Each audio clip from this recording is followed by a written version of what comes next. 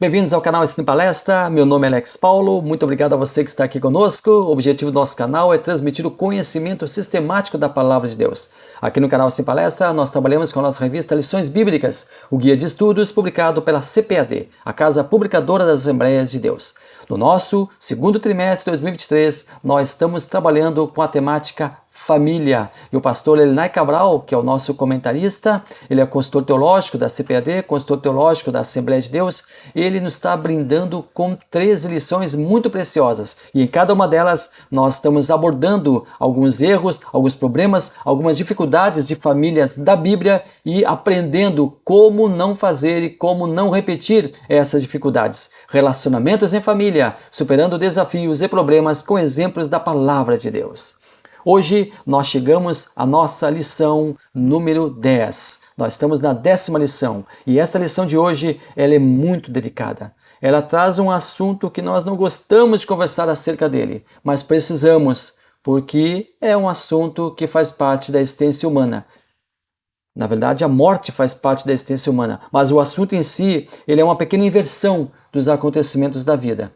Porque se nós pensamos na morte e já ficamos mais comovidos, já ficamos mais reflexivos, imagina quando se fala em pais sepultarem seus filhos. Pois este é o assunto da lição número 10. Quando os pais sepultam seus filhos. Um assunto extremamente delicado, complexo, mas vamos trabalhar com muita tranquilidade e pedindo a graça e a misericórdia de Deus para nós aqui descontinuarmos este assunto proposto pela nossa lição. Nosso texto de hoje: em tudo somos atribulados, mas não angustiados, perplexos, mas não desanimados, perseguidos, mas não desamparados, abatidos, mas não destruídos. A nossa verdade prática: não devemos ser indiferentes à morte inesperada, mas também não podemos nos desesperar como quem não tem esperança. A nossa leitura bíblica em classe: Jó, capítulo 1, versículo 13, depois versículos 16 ao 19. Sucedeu um dia em que seus filhos e suas filhas comiam e bebiam vinho na casa de seu irmão primogênito. Estando este ainda falando, veio outro e disse: Fogo de Deus caiu do céu, e queimou as ovelhas e os moços, e os consumiu, e só eu escapei, para te trazer a nova. Estando ainda este falando, veio outro e disse: ordenando os caldeus 3 bandos, deram sobre os camelos, e os tomaram, e os seus moços feriram ao fio da espada, e só eu escapei, para te trazer a nova. Ainda este veio outro e disse: estando teus filhos e tuas filhas comendo e bebendo vinho em casa de seu irmão primogênito, eis que um grande vento adveio da além do deserto e deu nos 4 cantos da casa, a qual caiu sobre os jovens e morreram. E aí eu escapei para te trazer a nova.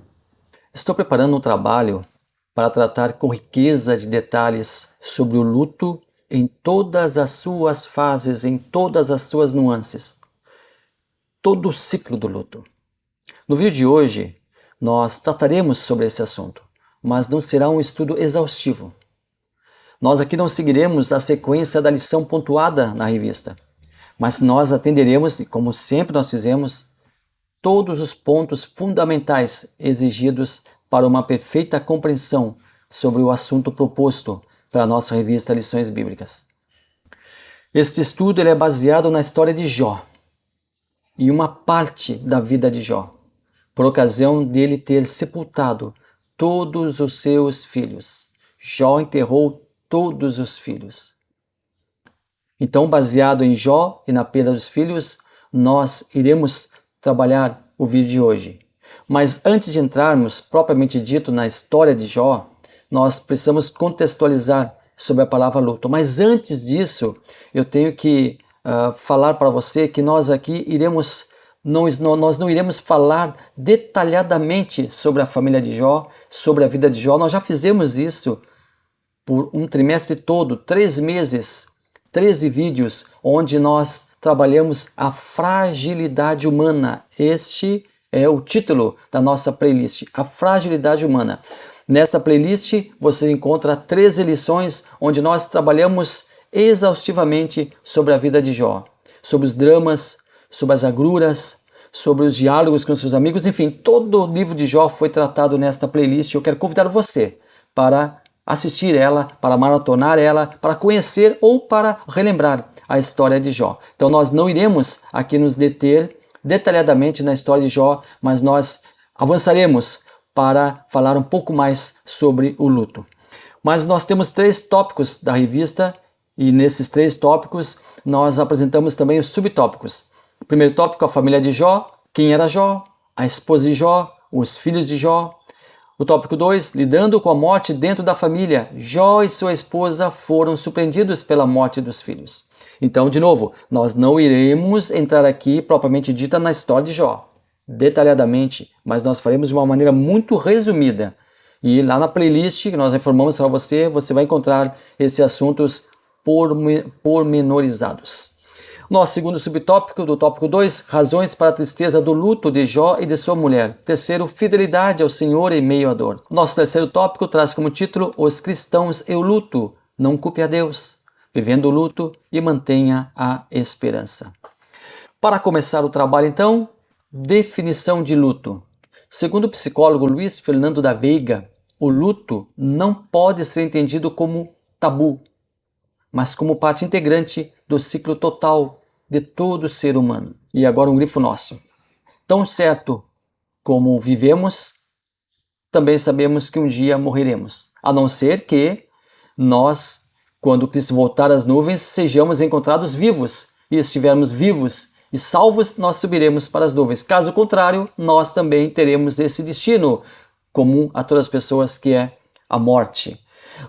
Agora, saber que a morte é algo natural, ela decorre, ela vai ser uma decorrência da vida humana, a morte dos filhos, aí o assunto fica muito delicado.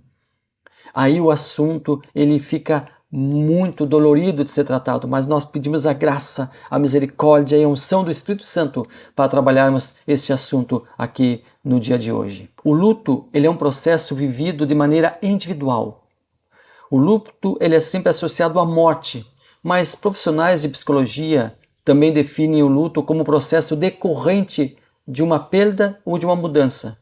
Por exemplo, a perda de um emprego, a mudança, por exemplo, na saúde de uma pessoa que recebe o diagnóstico de uma doença fatal, uma doença letal, uma doença que não tem cura. Essa pessoa ela vai experimentar o mesmo ciclo do luto de uma pessoa que acabou de perder um familiar. O ciclo, ele é o mesmo. São as fases do luto. Mas o que é o luto, então? A angústia da perda. Um dos fenômenos mais dramáticos da existência humana. Sentimento profundo de tristeza pela morte de alguém. Processo emocional complexo em situações de perda. A doutora Elizabeth Kubler-Ross, psiquiatra, a partir da relação médico-paciente, em que o profissional precisa revelar um diagnóstico muito ruim para o paciente, estudou este assunto a partir de uma pesquisa, a partir de um acompanhamento que ela fez com cerca de 200 casos e desenvolveu o que foi chamado posteriormente de modelo Kubler-Ross, definindo as 5 fases nos estágios, as 5 fases que fazem parte do ciclo que o paciente receber um impacto tão dramático e a partir daí desenvolver essas particularidades. Esse modelo também serve como parâmetro para perdas, parâmetro para o luto e constitui então assim as 5 fases do luto. A doutora Elizabeth chegou à conclusão de que o ser humano é imprevisível e não existe uma regra básica, mas encontrou similaridades entre os casos por ela acompanhados. Primeira fase, negociação ou isolamento. Aqui a pessoa está desacreditando no que está acontecendo. Ela não acredita. Ela perdeu o chão. Parece que está em um sonho. Parece que a qualquer momento vai acordar e vai ver que tudo está normal. Foi só um pesadelo. Ela nega aquela situação. Ela acaba isolando-se para se autoproteger daquela situação. Segunda fase, raiva, comportamento irritável. A pessoa começa uma negociação, no caso de uma doença grave, ela começa a negociar consigo mesmo. Ela começa a negociar com Deus para que Ele mude aquela situação, para que Ele reverta aquela situação. Ela começa a clamar, começa a pedir. Claro que aqui, no caso de uma doença, no caso de um diagnóstico negativo. Agora, no caso da morte, em que já se consolidou a perda de um parente, ela também começa a negociar, parecendo que quer reverter aquela situação. Negociar com Deus, perguntando por quê, o que aconteceu, o que eu fiz, por que comigo, por que com essa pessoa. E eu já vi casos extremos dentro da minha família, de parentes que não tinham conhecimento, não tinham um avanço espiritual e diziam assim: Deus não existe, Deus não existe, se Ele existisse isso não aconteceria. Isso é muito, infelizmente, recorrente quando se acontece em lares de pessoas que não são cristãs. Deus não existe, não tem justiça, Deus não é bom, Deus é mau, Deus não me ama, Deus não devia ter guardado aquela pessoa, devia ter protegido essa pessoa. Por que está acontecendo a raiva, a explosão da raiva? É esse segundo ponto.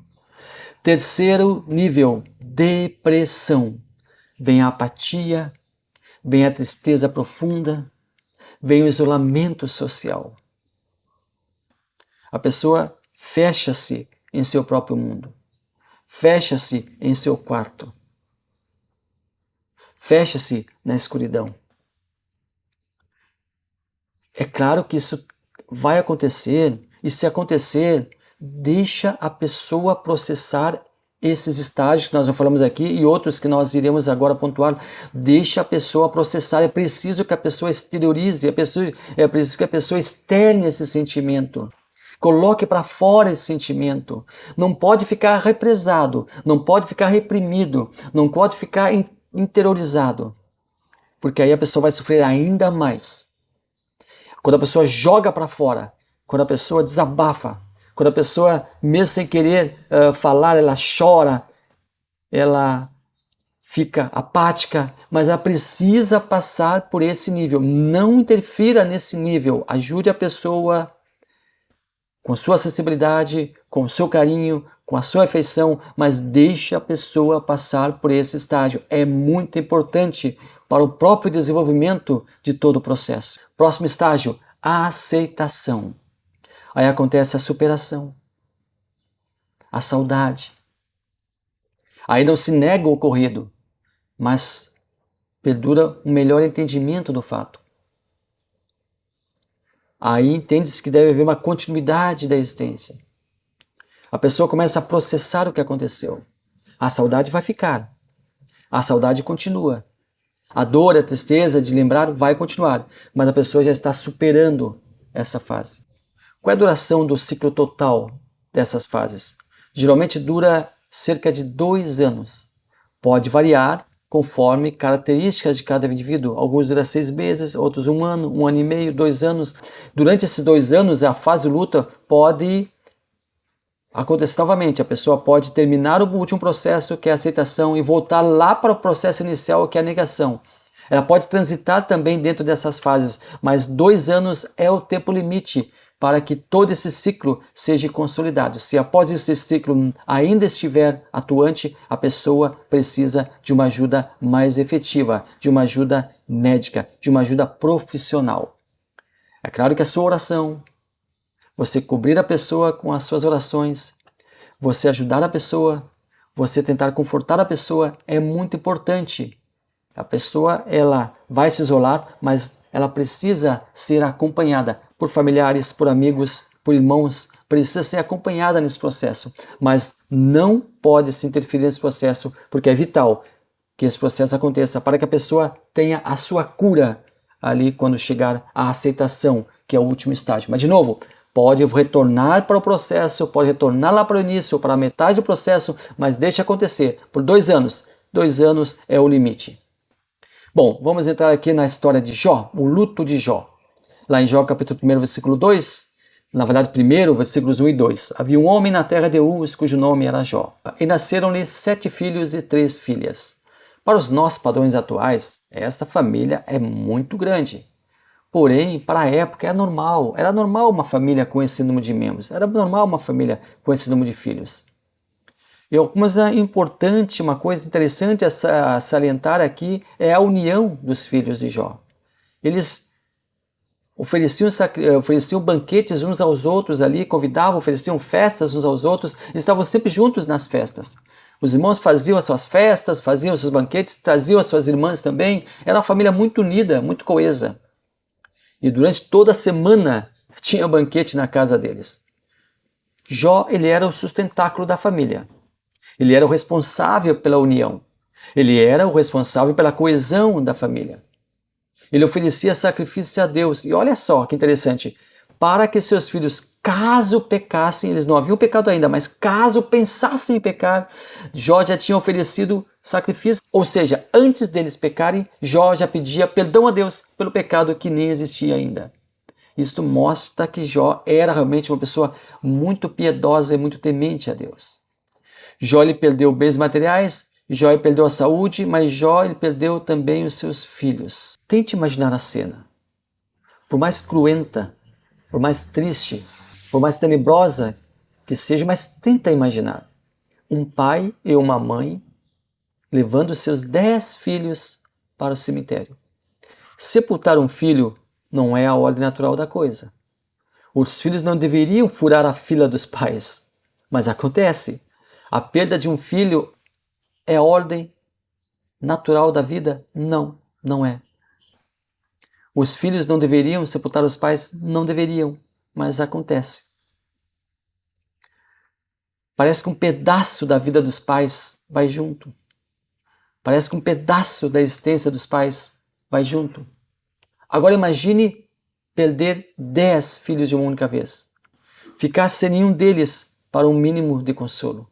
É muito triste o que aconteceu na vida de Jó. Mas qual é a reação de Jó? Jó calou. Não falou absolutamente nada.